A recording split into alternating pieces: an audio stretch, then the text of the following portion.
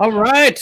Welcome to another edition of the Mexican Soccer Show. I am Luis Velasquez. This is an hour-long podcast dedicated to all things Mexican football. I haven't said that in a long time as our intro says. Normally, we just go right in.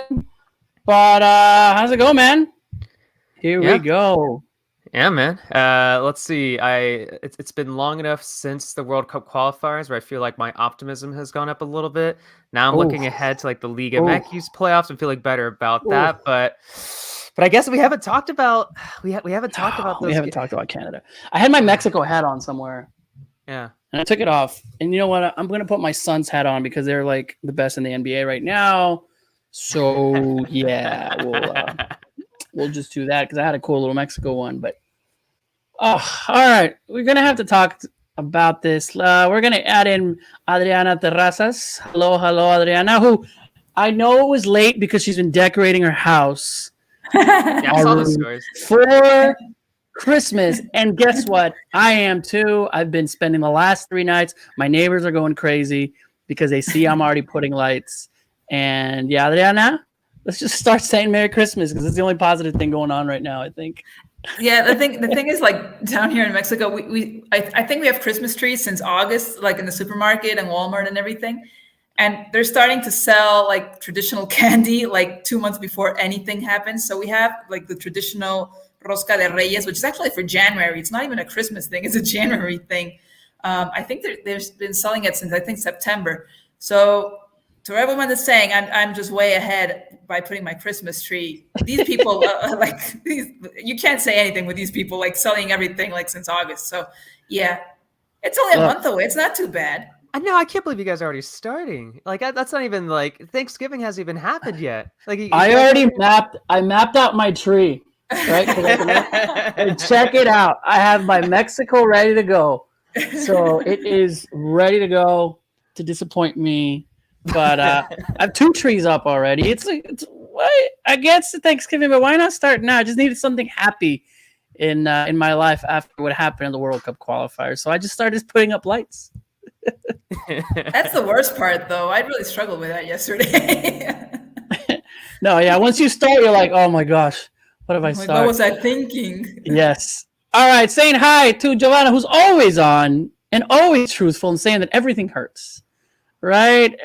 Everything that happened this month was a nightmare. Society member number 16, big sad.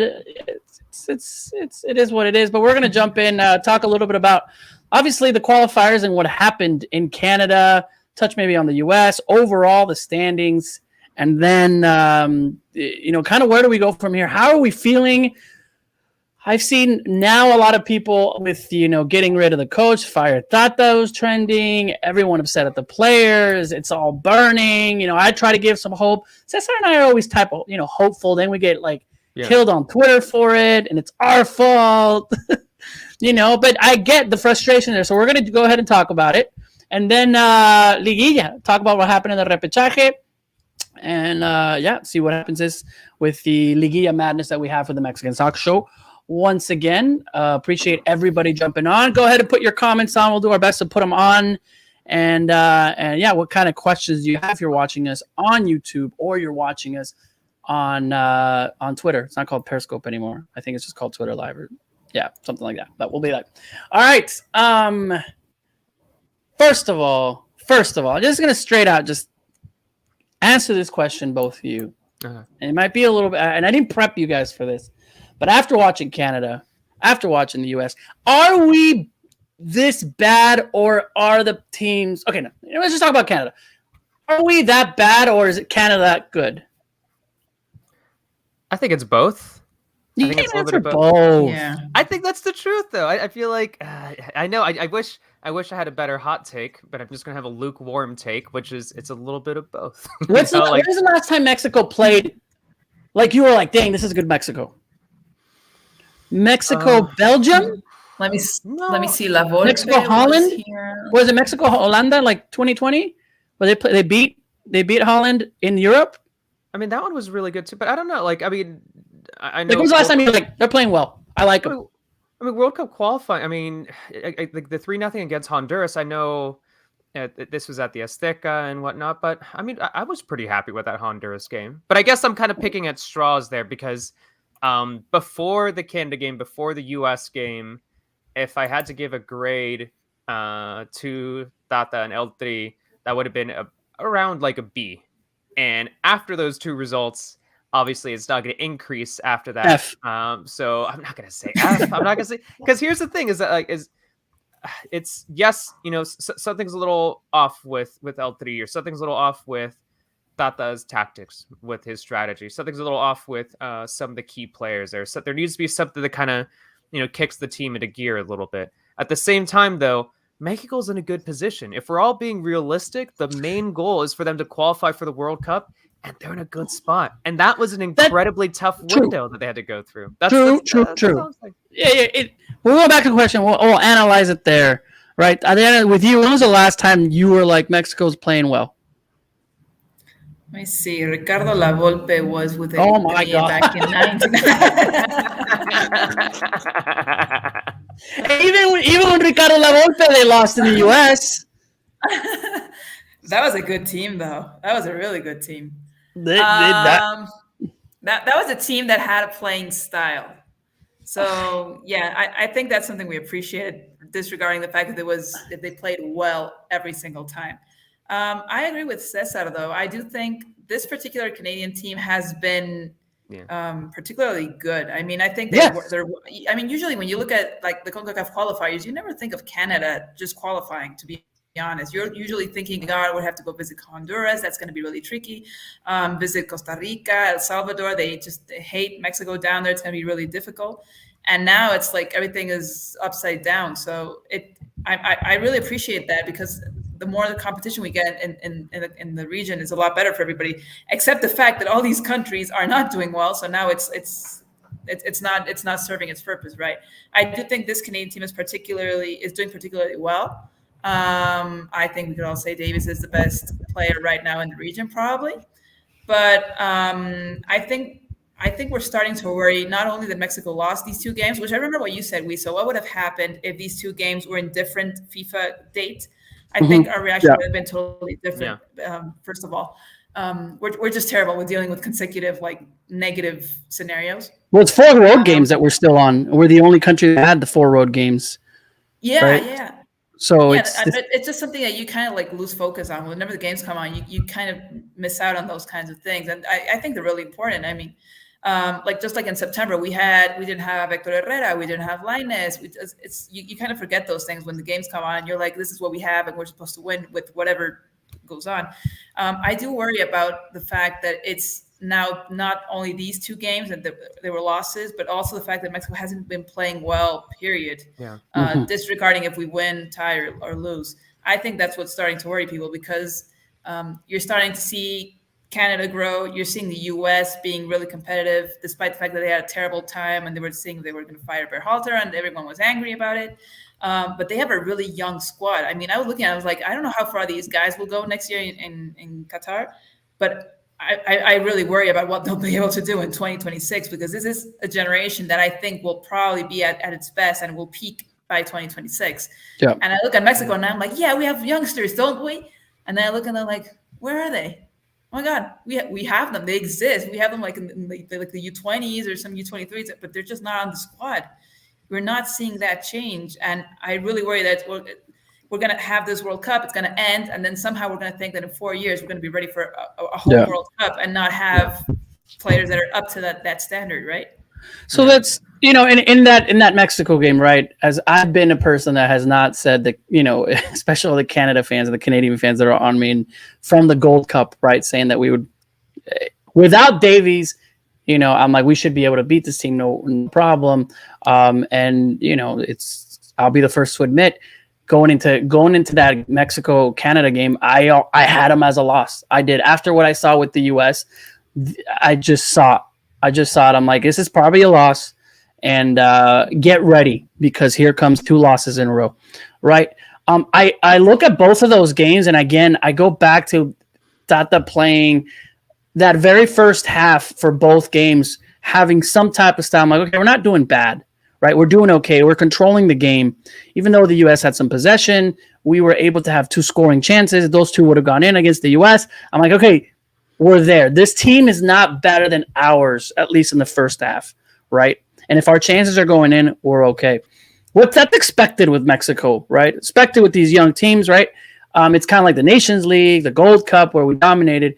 Then the second half, that's where I'm now worried how just when something doesn't go Mexico's way, it completely changes a team. And we've seen this before, Adriana and Cesar, in the 2000s. Once the U.S. scored 1 goal, it was over. The 2-0 was inevitable. There's no way of coming back. Players were getting angry, and that psychological game was there. I felt that was kind of missing after 2011, and it resurfaced in 2021. Like it took 10 years to come back to that. And I remember talking about the Mexico games after that 2011, the Giovanni, the Vela, the Chicharitos, that generation of not being able to be afraid of the U.S., of getting scored 1 time, and it didn't affect them, right? Although 2013 was a nightmare, we saw what happened in 2024, where there was Mexico games that it wasn't, the psychological game didn't affect Mexico as much. I'm seeing that completely the opposite now. It's like one bad thing happens, boom, it kind of just goes away, or something has to happen for Mexico to come back. So that's kind of what's scaring me, and it has to do with Tata's team. And that's where I kind of go to you guys, where is this, tactical genius that we were promised? And how much do we blame the players as well? I think, once again, my boring answer is going to be a little bit of both. Once again, I think psychologically, there's something just a little off in the second half about this team in most recent games against Canada, against the U.S. And I think what you're seeing from Canada and the U.S. is that they now have the depth to bring on options off the bench that are decent. They now have the depth to have a decent starting 11 and bring Pulisic on as a sub in the second half. Obviously, if he was fully fit, he would probably have been a starter, but nonetheless, they have options there. And for Mexico, what I really questioned were not only the players and, I don't know, just their mentality and them losing duels in the second half of these games, but also for the first time, seriously questioning Tata. It's not as if I haven't questioned Tata in the past, but really seriously questioning his decisions with the subs, with what he was doing formation-wise. And I'm not the kind of person who's going to say, Tata out, fuera Tata, like, that's going to solve everything, let's bring someone else in. I think that is not a rational solution. I think we could also have an argument saying, okay, what if Tata out? Who would be an even better option than him at this point when the World Cup is just a year away? So I don't think that would be a rational solution there. But that said, I don't know. Tata needs to rethink his strategy. He needs to rethink his process with the team. And also, I've never really, sometimes you hear people be like, well, why doesn't he bring in this player, that player? And I think sometimes fans need to understand that, with a national team, it would be so easy if you can just literally choose the best players and just have them all magically work together. But that's just not how it works. You have to have a unit, you have to have a cohesive idea. And that's why you'll sometimes see someone like a Pizarro being brought in because they understand the idea, they understand the system. They work well with their teammates. But that being said, I'm now wondering, obviously not a wholesale change of the roster, but I'm now wondering, okay, maybe there should be a few new names to step in. Yep. Maybe we'll see them in the December friendly. Maybe that'll be a good opportunity for them in a friendly in Austin. For some new faces to step in and make a case for themselves. Because right now, there needs to be some sort of new energy in this team. There needs to be someone, not some, but maybe a few different players, a handful of different players who can kind of make a case for themselves and have the starters and have the backups feel like they have to push even a little bit more and that they don't have these spots guaranteed. So I'm not saying that everything's awful, everything's terrible. Mexico's not going to go to the World Cup. They're going to go to the World Cup. It looks like that's likely to happen. But that being said, there are issues. There are issues that need to be solved. And until they're solved, the teams like Canada, United States are going to continue to get good results against Mexico. It kind of goes to 2 questions, and we'll go back. We'll talk about the Tata because that's what everybody's been talking about. Tata. Many people are, now you're seeing a lot more people come in. So before these 2 games, Mexico was in first place. At what point were you supposed to fire the manager? For all those that want to fire the manager, Yeah. Like Mexico went in, they lost against the U.S. Firing them now before 4 days before Canada, right? And then now Canada, obviously we lose. Do we do it now when he's only lost 2 games and it's, with 1 win, is back on top?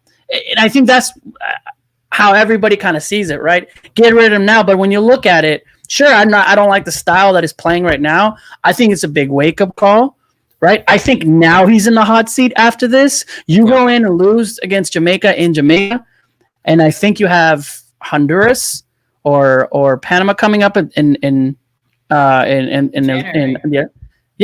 lose a game. The next home game you lose, that's that's inevitable. Like you're done. Like you had these 2. These are the warning. And the thing is that they were very difficult games to begin with. Right, going to the U.S. and expecting to win, even with the best La Volpe team, Adriana, even with the other teams that we had, we still lost against the U.S. in the United States in World Cup qualifying. That's what happens, right? It is very, very difficult to win away. We're seeing it with this wonderful Canada team who has still not won away.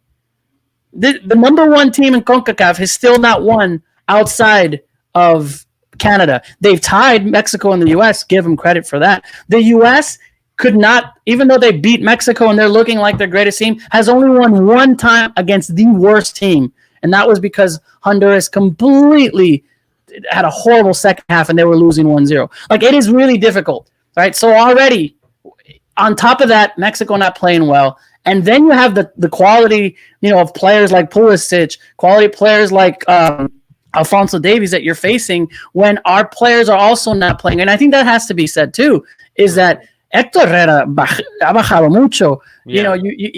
Memo Ochoa, right, had a bad game against Canada. You can say he's going to have bad games, but there are these players that are playing well abroad that are having great games outside of Mexico. Look at Raul, right? Look at Chucky, what he's doing. And coming to the team, something is happening. So, Adriana, for you, not that, fuera Tata, but now the hot seat is there. I believe there will be, it's like let's tap on Tata and going, hey, you lose a couple more games, you lose at home, that's it. It's over.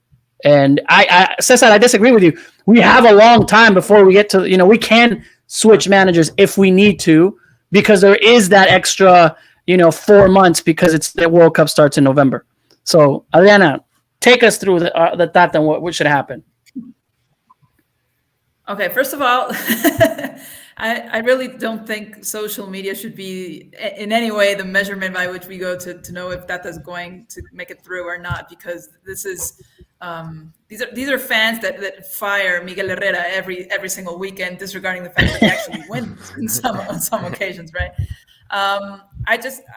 This goes to show just how little patience we have sometimes for some projects. Yes, it's really worrisome. Not necessarily because we've lost that many games. I mean, I'm thinking back to like what happened with Chepo, right? He lost at the Azteca. We were late though on the Chepo though.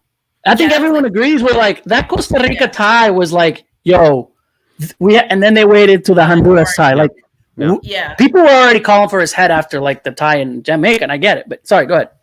Yeah, that was just terrible. I don't think we have to go to that extreme, but I also don't think we have to fire Tata just yet. I do think though that he's not only. I do think there's something to blame. I do think we can all agree the squad was off. I mean, you do have to start worrying about seeing. I mean, he's coming off from a really long injury. I can understand him not being 100%, but maybe being 90%. But still, he can't carry like the entire striking position on his own. Tecatito having a fit at Porto, not playing as much as he used to. I don't see a clear leadership position, despite the fact that you have Guardado, despite the fact that you have Ochoa. Guardado isn't usually starting games or doesn't play most games entirely. I don't think Ochoa has the personality sometimes to be that leader that the team needs. So I'm also seeing that. You have Johan, for instance, doing a great job, but he's also just getting started with Roma. So, I mean, with Genova. So, I mean, it seems as though he's trying to build a puzzle and he doesn't have the right pieces to do it, and it's off. I do think also the team is starting to struggle because the league isn't supporting the creation and bringing up those players that can actually be a difference in the national team. We don't have a U20 minute rule anymore, so clubs aren't obligated to have those players.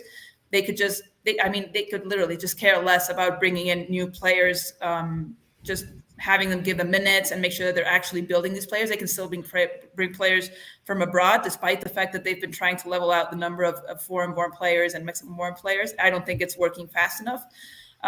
We saw that this season, I think it was somewhere near September, it was the worst goal-scoring season ever for Liga MX at that point. Yeah. So you have to start worrying about that. You don't have strikers in Liga MX, or at least you don't have many strikers that could actually be national team material. And you're starting to see that the players that you have abroad aren't having the best seasons possible. So I think, despite the fact that I do think that was wrong in making some subs and the starting 11, we could just argue with that. I also think that the league is partially to blame because it hasn't been supporting a national team project in the way that you really need to bring those players, right? Yeah. So we're not seeing players go abroad. They're just not as many as we hope they would. And even if they stay here, we're not seeing that level of competition that will actually bring the best players that we need for the national team. So I think it's all these things. And that's why I don't think firing Tata could actually benefit us entirely, because whoever comes in will still have to face those problems. Yeah. Who else could you bring that you bring with Tata like 2 weeks ago? You could make some arguments. I mean, you could say, I don't know, Victor Guzman should be there, or you could just say Diego Lainez is there, but he should be there, right? But it's not like an entire squad. You look at it and you're like, I can understand why Guardado's there. It doesn't mean he's the best player or the one that we need. But yeah, we would probably call him. We would probably call Raúl, Tecatito, Chucky. But it still doesn't make a squad, a competitive squad. Yeah. And you kind of saw that, right? And I think that I could understand why, let's say, people are like, why is Chaka in that game? Jorge Sanchez was going to be in that game in Canada and didn't want to play 2 games, get ready for Canada, especially with the cold. Like you saw Guardado play the first game, didn't play the second game. I think he was looking at the 2 window and seeing how we're going to face these players and how they're going to do well. You know, for somebody said Alphonso Davies didn't have the greatest of game. It did work to have the line of 5, right? At the in that Canada game, right? There were some the U.S. game, you know, taking out Edson and putting 2 forwards, just kind of like a freak out sub. That was kind of weird from Tata. And these kind of game, in this taking out Edson again. And then you kind of saw towards the end of the Canada game where Mexico was like, they scored, they took it. Canada didn't have the last 10 minutes, and it could have been a 2-2 if I think was it Jorge Sanchez was right in front of the goal. He didn't push it in. Yeah, I think it was Jorge Sanchez. Yeah, at that point though, like I don't know, like yes, that would have been incredible if Jorge Sanchez had, I don't know, if you somehow like bellied it even like into the back of the net, then maybe we'd be having a different conversation here.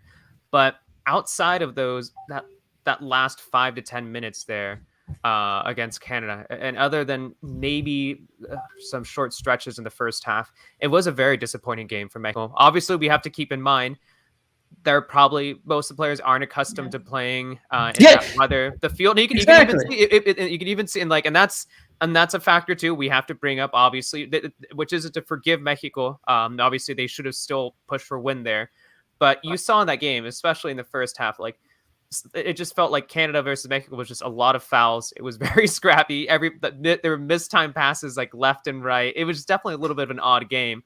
But that being said, I think there are no excuses for El Tri. No, I know it was a really tough November World Cup qualifying window.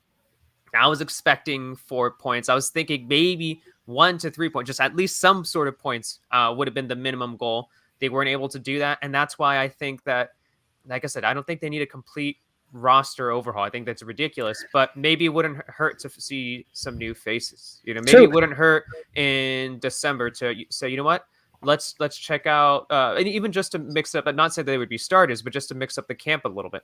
Bring in David Ochoa, to bring in Efrain Alvarez back, to potentially check out someone like Alejandro Zendejas again, Eric Aguirre, who was incredible recently for Rayados. Names like that who could potentially make a difference for. Because I think that's where, look, you're going to bring in new players have never had an experience in the World Cup qualifier when we really, really need it. That's where you kind of go off. It's like, I understand everybody wants these new players, get these But I'm not saying older change the whole players squad. out. I'm not saying change the whole squad. But I think at this point it wouldn't hurt to try out some new options. I'm not saying True, but where are you going to put them in when you have them? And I'll give you a perfect example.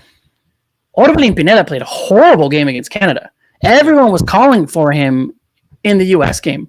Tecatito out, he's doing whatever. Orbelin Pineda started, played a horrible game. Tecatito came in. Yeah, and he was good. He was good off the bench. Did well. Yeah, he was good. So it's like when Chaka had a horrible game, bring in Jorge Sanchez. Or why do we have these players come in? As far as our defense, again, not having Montes, Johan by himself, Moreno injured. Look at Araujo when he was gone against the U.S. and everyone's like, from one game ago, how he had a bad game. We were missing Araujo in the U.S. and I thought he did pretty well against Canada in the first half, right? And it's like none of these players that we say, where's this player? Where's this player? They're not necessarily performing. Even though Guardado was missed. Even though Guardado would play in the first game, when he came in, actually gave a little more structure and kind of going forward in the second against Canada. So it's kind of like this isn't working. Now we can kind of base it too that it could have been the conditions. So not only is Mexico not playing well, they have the two hardest games in almost the history of qualifiers. Like I don't remember. That's the other thing. I mean, first of all, the criticism is if the U.S. and Canada are smart enough to bring whoever they're playing to the worst possible conditions, and we're bringing everyone to the Azteca on a Thursday night, that's also really it's not something that benefits us anymore. I mean, just coming to the Azteca, I think the only thing they have to worry about is the height. I remember games qualifiers that used to be on Friday at 5 p.m. You had the height, you had the heat, you had people, you had pollution. It was making your home team actually just be a way tougher place to visit. Now we have games at the Azteca at 7 p.m. on a Thursday evening. It doesn't seem as though that really complicates things anymore. The thing, just any advantage you could actually get from the height is not that big anymore because you also have players that are coming from abroad and have to get used to it. So it also kind of affects the Mexican team as well. So I mean, you really want to start. It's not that I want to say just let's go to Monterrey because I'm not even sure that's going to be a solution either. But maybe you could play at the Azteca on a Friday afternoon and just make conditions a lot worse. So it's all marginal thing. I think Adrian, that ties into everything that you've been saying. You're saying that the issue isn't just that it's a bunch of little things that could be fixed. If all these little things work together, Mexico could be doing better. Yeah. When you look at what's happening in Liga MX, when you look at the forming the players abroad, when you look at the players that aren't going abroad, when you look at and it makes me feel like some sort of weird old time person yelling at a cloud, but just sometimes I'll watch the old videos of the atmosphere at some of these World Cup qualifiers at the Azteca, and I'm like, oh, why is the atmosphere like that at the games nowadays? Why is it that cool? But genuinely watch some of those old World Cup qualifiers. I'm not saying from we have 2 games without fans coming up. But if you see some, even with fans, let's face it, even with fans, you start to chant. Yeah. Hey, and that's where I just kind of go look, let's not worry about the conditions. We should be able to beat these teams if everyone's playing at their best, right? Or at least have an amazing game. That Canada game, it was one at home. That's one where I was really, really upset. US, I didn't have hopes for Mexico and the US. I was like, we want to win, but and against Canada, I just saw these 2 games of being so cold, traveling. I'm like, this is a loss. I told everybody that's betting, because betting's legal now in my state, you're gonna win money if Mexico loses. I did, and they did. And now, for instance, you have the Chile friendly coming up in December, and we're all like, yeah, he's gonna look at young players and let's see what they're up to. I mean, probably every single player he calls up is gonna be at least 10 days without having any activity at all. True. That game is going to be played one day before the first leg of the final. Obviously, he can't call up any of those players, which are probably the best players we'll have at that moment anyway. But all the other teams, they're off on vacation already. So who are you going to call up? You're going to call up players that stopped playing even a month ago. So how can you actually consider that game as a really good window to see all these players if they're coming off after a month of not having any competitive playing time? So that also frustrates me because I'm like thinking like, what? I understand we have an obligation to go play some certain games in the U.S. and all that sort of thing, but it's not really going to be useful at all for El3. I see all like other levels of the national teams, the U20s, and I think we have like a U21, a U22. Somehow we have different levels. I have like so many levels. I don't even understand why we have like a 1 year difference team, but we do, and they're off to camps every single month. I mean, obviously you can't do that with players in first division, right? But somehow that also seems to be important. You're constantly looking at these players, or you're constantly switching them up. We're seeing El Tri Femenil have games every single month, and if they're not having games, they're getting camps at least. They're being called up from Monday through Friday. That way, the coach can get a look at them, actually see them firsthand and see what they're up to. And we don't see that with El Tata. So we're expecting a team that never plays together to compete for the qualifiers for a World Cup ticket, but they never see each other anymore, right? So it's so many things that I think are starting to worry me. And we have a Liga MX reunion, I think, with the presidents. I think it's in a couple of weeks. I'm begging for them to actually bring in changes that could benefit the league, because that, as a consequence, will help the national team.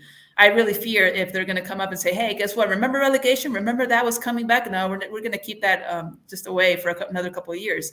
So then we have an entire division that is not strengthening Liga MX. We have Expansión, which is just there, that doesn't really have a purpose because no one aspires to do anything. Liga MX teams are being really comfortable because even if they're last, they could just pay a fine, but they're still going to be in first division. So who cares about bringing in players? Who cares about having a really solid project that will make you be first place? We have a league that has 12 teams out of 18 being possible Liga MX champions. Where's the competition in that? How are you making sure that they're bringing their top games every single time, because they're actually expecting to win? If they could actually lose. I mean, I'm a Chivas fan, and we until yesterday we saw possibilities to make it to as Liga MX champions, and we had the worst season possible. You could even see that with Chivas and with the several other teams in Liga MX, where like kind of one thing that I've always loved about Liga MX is just like I've always told people, like, it's very attack-minded soccer. There's gonna be a lot of goals. It'd be very, very, very attack-minded vertical soccer. But this season, you and last season too, you see more coaches. You're like, you know what? Let's sit back. Let's be a little bit more cautious. Let's push for the tie. It's okay. That's enough to get a few points, and that'll push you to the playoffs. And like you said, Adrian, all these things tie in together, and it kind of like permeates into the national team. And it's just one of many things that kind of, I don't want to say to hold the national team back, but I don't make things difficult. And I think what's worrisome too, I guess what's truly worrisome, like you were talking about right there, Adrian, is like you want to see some changes, you want to see some big improvements, but realistically, because Mexico's in a good spot to qualify for the World Cup, because Mexico and I assume they're going to qualify. They're the comfort, and I assume because they're going to qualify for the World Cup. I don't think we'll see any changes. I think realistically, You know what's worse? This is the last time we'll actually have this competitive tournament for the qualifiers in CONCACAF. Yeah. Because we're not sure, but we all assume that for the next World Cup, we're going to be automatically qualified. So then I'm like, we're going to have a home World Cup, and we're going to be until if we just keep it up, we're not going to be well prepared at all, because we're not going to have 4 years of making sure that we actually qualify behind that. You're just going to be like, same thing as Liga MX. I'm comfortable where I am. I know I can get by with like minimum effort. And I fear that could actually go on with El Tri as well. Hey, we don't really need those competitive games. We're already qualified to the World Cup. Oh, it's a home World Cup. How difficult could it be? We could actually make it through to El Quinto Partido, right? So that's what I fear, that there's nothing actually pushing us forward to improve as a league, as a national team. Yeah. And then looking forward, I mean, we're going to have 48 teams. So if it's easy to qualify now, if everything stays the same, it's going to be even easier to qualify looking forward. So that it's nothing is actually pushing you to be better. And that's really terrible for as a league, as a fan, just looking at everything that's going on. Look, I look back and, obviously this is a low point with Mexico is taking these 2 losses. Feels like everything is just coming in. And I had a conversation in Cincinnati with a few people who follow El Tri and write about El Tri. And one of the questions I was asked was, how much COVID has affected this team and players. Of course, that's a huge factor. Yeah, and it's a huge factor because inside the camp, coming back from not playing, coming back from testing all the time, traveling, COVID, making sure you're not comfortable. It's like it has and I think also, and yeah, it has affected Tata's team. It really has. Coupled with injuries and what happened with Raul, what happened with Chucky, players not, all those players going in Europe, not being able to travel back home. Like it just feels like right after the pandemic, it felt like Mexico just, in all different ways. And it kind of goes with what you're saying, Adriana, where the league, wasn't necessarily prepared for something like that. Mexico itself as a country wasn't prepared. And I feel like a lot, it's like it's still lingering in there, right? Yeah. A player's gone because it's got COVID, stops playing for four. Look at what happened to Diego Lainez, right? It's like, look at where he was at after an injury, then COVID. And I'm not, and obviously the pandemic affected everybody, but there are nations that were a little more or better prepared. So it's like, it's tough. It's hard trying to look at the silver linings of things. I look at the schedule and I said, of course, this was what's going to happen. Already not playing well, barely getting through in Jamaica, playing a game against Honduras, not playing the greatest against Canada at home. It's like, this is where I kind of thought, okay, these 4 games, lose 2, win 2, and we're okay. Yeah. Right. But now comes the hard part. I saw a question, and now Marcos Martinez says, did we finally put some respect on Canada's name? No, for sure. I mean, look at, you have the best player in CONCACAF. You have great players already, like Buchanan, teams, that I love the fact that all of Canada is behind Canada. I envy that sometimes when you see these teams. It's like the 2014 Costa Rica team, right? It's that, and every 4 years a CONCACAF team comes up, and it's cool to see Canada on that. So for all my Canadian friends and enemies, be high and mighty where you're at right now. The only thing I would give is just be careful on the talk. Like, I was looking at Canadian shows, and it's like, this is the greatest CONCACAF team. And you know what? When you have a player like Alphonso Davies, it's hard not to say that. I would let them have their moment. I mean, imagine if this was the other way around. Imagine if this was a Canadian soccer show, and then like if we like suddenly got like a win over like Mexico, like in Edmonton, we were like, yes, we're the greatest of all time. For sure. No. But there was this like, and I think it was like one football that it was just like, I'm like, just calm down. It's just because it hurts. It hurts. They tied their best position in the FIFA rankings, and they were so happy. It's great. I even retweeted the guy, like, when Canada got a point at the Azteca, and he was laughing. You deserve it. Like, keep going at it. But the thing is, they're doing well, and then you look over and you're seeing Costa Rica, Honduras, El Salvador, and you're like, damn. I mean, I wish it was Canada doing well at a moment that all these other teams are also doing well, and that way it would actually be a really competitive qualifier. I'm looking at them, I'm like, dude, I think like Honduras is going to be like they're just going to be disqualified in January probably, mathematically. Panama doing okay. They're okay, but I don't think they're really anything to be afraid of. And guess what? Like Mexico, they only have to play them. Let's look at the standings. Mexico only have to play Panama once more, and it's gonna be at the Azteca. I know. So you were saying that like that now is a hard part fell 3. I don't know. I think the hard part's already over for them. If you look at that's what I meant. This was the hard part. Oh, this was the hard part. Yeah. Okay. Yeah, this was hard. The four away games. Yeah. Like, that's why I circled. I'm like, oh man, if we can get 2 wins and 2 losses, if we can get more than that. And then we have 2 games again at the Azteca with no fans. So I mean, that's the other thing. I like out of the list of 20 things we just mentioned that probably have gone wrong with El Trio, could actually need some improvement, is the fact that Mexico never plays as an away team. They're just not used to that. And I think that's also so dangerous when it comes to international tournaments, because you're a home team in the US. Yes, they did an amazing job at Cincinnati. I think that's probably the least home-like scenario they've gotten so far. Canada, I think, that's probably second.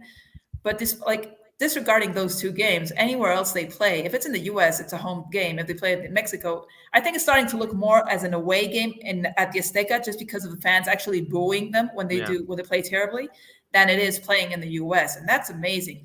But the thing is, you're not used to playing in different climates. You're not used to playing against most fans booing you, whether you're winning or whether you're losing, right? You're not used to traveling. So I think that also comes down to the fact that we know that the team needs to go abroad and have these difficult conditions, but it's so difficult to do that because of the obligations you have with the US. So that's another thing that's against the national team. You guys were talking about COVID, and I remember just before that was when they announced also all these changes for the league, and they kind of overlapped with COVID. So you had COVID come in, no games, teams doing terribly economically. I mean, remember, like all teams, like from America to Querétaro to Xolos, cutting off salaries and asking players to take like a cut just because, so they could actually keep functioning as a club, because they needed to pay other people that actually work at the club. So we had that, and you had all the contracts change. I think now they actually have to sign players with pesos, not in dollars. So obviously that's a big. I don't think it's something that will actually turn players away from coming to the Mexican League, but it's different. It's definitely something they will look into, right? If you want to come here, you want to be comfortable, you know how you want to be paid. We had that. We talked about relegation going away. We talked about the U20-minute rule going away. So you have all that, and then you had COVID affecting all these teams. I remember last summer when we had all the rumors and the transfer windows, and we were all like, oh, who's coming in? I mean, we were all thinking about who's going to be the new Guiñac and who's going to come to Tigres, and Monterrey is probably going to get a really expensive player anyway. We had none of that go on. I mean, it was just like Mono Osuna going to America. And you were like, where are all those like really like star signings with all of these teams coming in? And that's when I started saying these teams are really effective, because I'm pretty sure they want to bring those players in, but I'm not entirely sure that they're yet like they have the money to back it up. Lots of things that affected Mexico, and you guys giving you a bunch of reasons. Again, kind of going forward, let's just really quick look at the standings. I have them up, put them up a little bit, right? Mexico tied with Panama for that third in points, but because of the goal differentials, scored 11 goals. Right? Yeah. And that was a big save right there. I can't imagine what would be going on if we were fourth. Oh, that was yeah. Yeah, and I think that it was kind of like a blessing in disguise on that end, right? USA, obviously Canada with 16 points, USA 15 points, 14. The four spots are, I mean, it's they're right there, right next to each other. And we're looking at the next like window. Less than a victory away. Yeah, like that's what I'm saying. Like when we can look at the window coming out, and I think obviously Mexico, if Mexico comes out as first in this whole thing, like we're still not playing well. That's what's gonna suck. Yeah. It's because we know that these how are they gonna play in Qatar? It's gonna be brutal for Panama though. I think imagine what happens if we actually make it through. I mean, we're going to make it through to Qatar. I think nobody's actually arguing that. But what would happen if we really don't improve our performances and then don't make it past the group stage? What if it's a step backwards? Yeah, I've said this as of right now. Just before having your home World Cup, I was like, that's the World Cup definitely a possibility. If the World Cup started, I don't think we make it out of the group unless it's the easiest group and somehow we got. Yeah, right now. And especially since Mexico would it be in pot number one, they'd be in pot number two, and there's I don't necessarily see anybody in CONCACAF. Look, I'll give credit to where it's at. Like it's I don't see these great teams playing. You're gonna do more. You're gonna have to do more, right? Yeah, but it's not enough. Obviously, Canada's a front runner with Alphonso Davies. Yeah. So yes, that's probably the only team. I don't see us making it past the European team. I don't see us going past any South American team at this point. Not even an African team either. I just don't see it happening. Maybe if you're really lucky, maybe, I don't know, depending on the African team that makes it through, or maybe an Asian team, something like that. But I definitely don't see us going through against any CONMEBOL team or any UEFA team at this point. And then going forward, as far as what's next, like I said, one more away game for Mexico there in January, as you see, Mexico versus Jamaica, right? Here, Honduras takes on Canada. So now Canada travels to Honduras. It'll be a big game. USA, El Salvador to USA. I think USA wins. Costa Rica, Panama. Costa Rica finally getting some wins. Let's see what Panama can do at home, Costa Rica. So that's going to be an interesting game.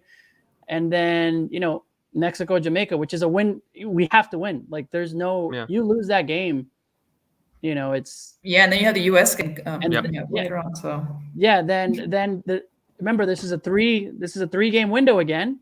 Mexico gets Costa Rica at home, and then Mexico gets Panama at home, which this is where it favors Mexico, because that third game, flying from the second to the third game, you're starting to see teams get really worn out, like not playing their best on that third game, if that third game is away. So Mexico having now more home games in the stretch should be able to get those points. But again, anything can happen, right? If Mexico would have tied, everybody would have tied at 14 points. If Mexico and Canada would have tied that game. I only like the only thing I actually appreciate is the fact that like we're not being comfortable about what's going on in the qualifiers, and I only think that like let's use that in our advantage and make sure that we're doing everything possible to react to this situation, because it is going to get easier next month, next year with the games that you have as a home team. But I mean, I'm glad this is going on now, because it definitely you have like a year to actually make this work, right? Exactly. Yes. Yeah. So you can bring in. You can bring in new players. That can ask the federation for more support. They can actually. I have no idea what's going to go on with the league next year. Yeah. You can try to switch it around. Maybe they'll ask for the players to be available a month before the World Cup. Have a really long camp. I have no idea, but it's enough time to have that happen. Yeah, and it seems like that everything you just said, right? It's panic time. Let's talk about that. What is he doing differently? What players can you bring in? Let's help. How does the league help? Call ups, times. Like, this is where it's not just a cakewalk and we're going to be fine. It's a perfect time to do it. And now we have more games at home. Let's qualify. Let's have some, and hopefully, that changes, and it motivates the players to do better with Mexico. That's ultimately what it is. I still think that if the players are playing to their potential, we would be crushing everybody. Yeah, and I really hope some players have better conditions. I mean, we're talking about Orbelin is everyone's saying he's off to Celta now that Cruz Azul has been disqualified. So he's off to that. I just hope he gets playing time. I really hope Hector Herrera leaves Atletico de Madrid, because we have no use for him being like the 5th sub on that team, despite the fact that it's Atletico de Madrid. I'd rather him have minutes in somewhere like a smaller team. Hopefully Diego Lainez will be back. I do think he could stay, but he definitely needs some playing minutes as well. So hopefully those conditions will also benefit the league as well, and players get out of their comfort zone and do something that actually makes them grow as well. All right. Switch over to Liga MX. Before we do that, we want to say congratulations to Cesar, who announced today some pretty cool news. Working now full time with ESPN and writing all about El Tri. So Cesar, just want to give you congratulations. Congratulations. You're gonna be in it. We're gonna see you at games. Right next to you, all the M's. So just wanted to congratulate you, Cesar. Well, the main reason why I signed the contract was I was thinking, you know what, we'd probably get more downloads per episode if I were to do this. So reason number one, I did. No, I'm just kidding. But it'll be exciting. You'll be seeing some content coming out shortly. Mexican soccer. I'm doing a little bit of American soccer too, since that's actually what I enjoy a little bit as well. Like looking at like USL and MLS and whatnot. But it'll be a little bit of a change over here. Cool. All right, let's talk about Liga MX. Let's talk about repechaje. We have to. It's such a sad. That was fun. I thought it was fun. Here's a good transition. I thought it was great. Would Chivas have done any better than Mexico against US or Canada? Depends if there are penalties or not. I don't know. Oh, I thought it was we had an advantage 3 times in the game. 3 times. No, You know how I difficult was that so is, and how odd it is that they actually came back 4. I was Yeah. so mad. I was so mad at not even a Chivas fan because I really wanted Chivas to go through. And I'm like, they got this. Like, all right, cool. You guys are the 88th minute. I'm just like, oh my gosh. And then the PKs, I'm like, all right, I think Gudiño's a good PK. He's a great goalie. And I'm just like, then I see that dirty ass spot in the PK. I thought someone was going to slip, to be honest. I was like, Yeah, oh my God. I definitely thought someone was How Cruz Azul is America anyone- coming back? How's anyone comfortable shooting a PK like that? I'm like, everybody that's left-footed, I don't give a crap. Just put him in there. Man. I thought it was fun though, because I think you know I do It agree was with fun, but where were those games like around week 10? Well, because the thing is 5. Well, because The they all know entire season. because it goes straight to penalties. People were just like, nope, we no time to waste here. Just go. So, like, I think that was part of it. We're missing a little bit of that energy from the last few weeks from most of the season, I guess you could say. So it was real. I thought it was highly entertaining. I mean, the Cruz Azul Monterrey game was like very open. The Toluca Pumas game was especially open. That was the best. They were good games. Yeah, They were good games. yeah. But the repechaje does that. But again, these are the games for the teams that qualified 5th through 12th. Yeah. After an entire semester where we had weeks where I think we had like less than 10 goals scored. Yeah. It was we had like increase if we more had negative more numbers, teams. it would have happened. We have like -1 goals per game or something. Adriana, the answer to increase more teams so that way only, all 18 only teams go 1/3. We increase to more teams, like add Again, 6 more teams, and that way people are like, hey, there's a competition to get in the top 12. No, we need the 8 to come. I mean, the thing with the repechaje was that came on as a consequence to COVID, by the way. COVID. So if that's not an issue anymore, I really want to know if they'll dare take it away. Yeah, because obviously everyone likes it because it's 12 out of 18, but it's more games being played, so more TV shows and stuff like that. But I really think it's being detrimental, like to the level of the league entirely.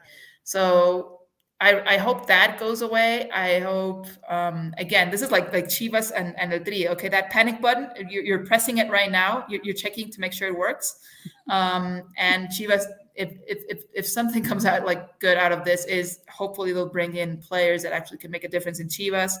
Look at what the hell is going on with the youth system, because I can't believe we're not getting more players coming in from the youth system for Chivas particularly. So yeah, hopefully that happens.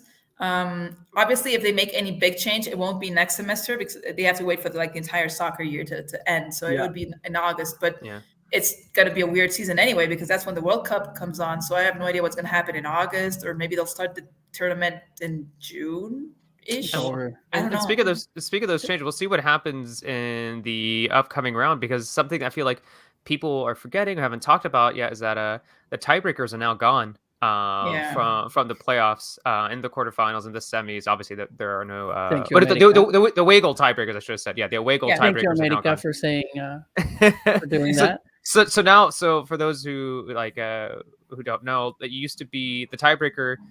If the quarterfinals were semis, if they ended like 2-2 or whatever, like the first tiebreaker would be away goals, and then after that would be higher seeding. Away goals tiebreaker is now gone, so that means this week they have to win. Yeah, win. You either have to win, or if it is tied, it's the team with the higher seeding that goes through. So I'll be curious to see how that impacts the quarters and the semis of the playoffs. But and teams coming off, I think like the first 4 teams haven't played in 3 weeks? 2 weeks. It's been a while. That's so will that impact them? Time. That's usually worse. Like usually at the Ascenso and Expansión, they have that where the first place team makes it through the semifinals. I think they've had that system for a while, and I think it's even worse because you lose that rhythm of play, and it ends up being something you really don't want. You rather be second place and actually have to make it through the semifinals than be first and then qualify automatically because you just come on and you haven't been playing for a couple of weeks. Yeah. So it's going to be really interesting to see how that goes on with America, with Tigres, León, and Atlas. Should be good games. I'm definitely looking forward to them. Oh, sorry. Look at the teams. Cuartos de final. Chivas Pumas on miércoles and Saturday. León Puebla again.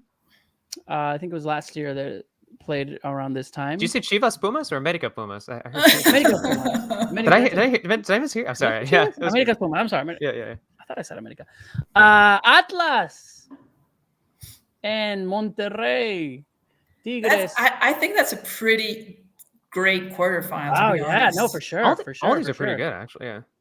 Yeah. For sure. All right, you're 4 to go through. Let's see. That way we Okay. can see on the Liguilla madness.